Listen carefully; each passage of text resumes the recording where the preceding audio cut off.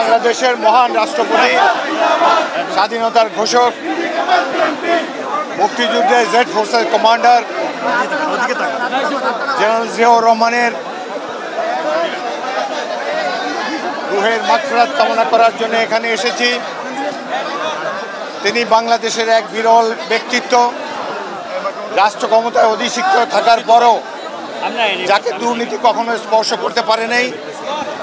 তিনি একজন প্রকৃত মুক্তিযুদ্ধের রোল মডেল ছিলেন এবং সারা দেশবাসীর অন্তরে তার যে সম্মানের অবস্থান সেটি চিরকাল অক্ষয় থাকবে। আমি ৩২ বছর ধরে বিএনপির সদস্য। আমাকে নীতি নির্ধারণী ফোরামে স্থান দেওয়ার জন্যে দেশনেত্রী বেগম খালেদা জিয়া এবং অ্যাক্টিং চেয়ারম্যান জনাব তারেক রহমানকে আন্তরিক ধন্যবাদ ও কৃতজ্ঞতা জানাচ্ছি।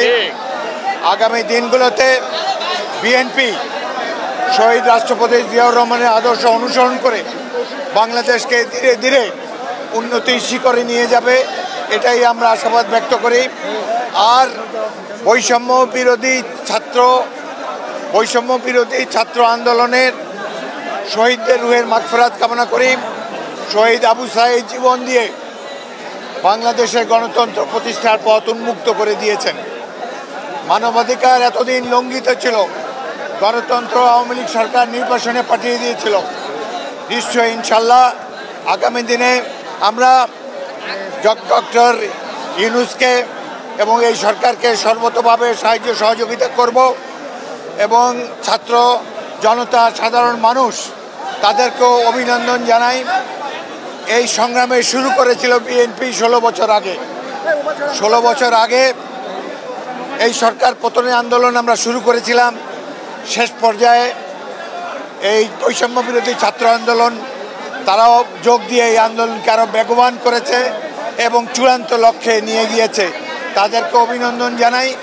আগামী দিনগুলোতে বাংলাদেশে যেন গণতন্ত্র কেউ ব্যাহত না করতে পারে, সাধারণ মানুষের মানবাধিকারকে কেউ যেন লঙ্ঘন করতে না পারে, সেজন্য বিএনপি এবং ছাত্র জনতা সর্বস্তরের জনতা আমরা একসাথে কাজ করব।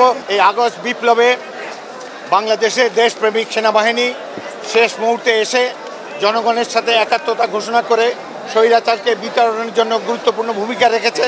সেই জন্য সেনাবাহিনীর, সশস্ত্র বাহিনীর, সামরিক বাহিনীর প্রত্যেকটি সদস্যকে আমি আন্তরিক ধন্যবাদ জানাই।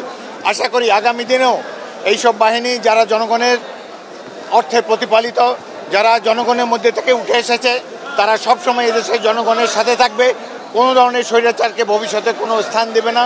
সেই জন্য তাদেরকে আবারও ধন্যবাদ জানাই এবং বিএনপিরও 200 কর্মী এই আগস্ট বিপ্লবে শহীদ হয়েছে, তাদেরও রুহের মাগফিরাত কামনা করি।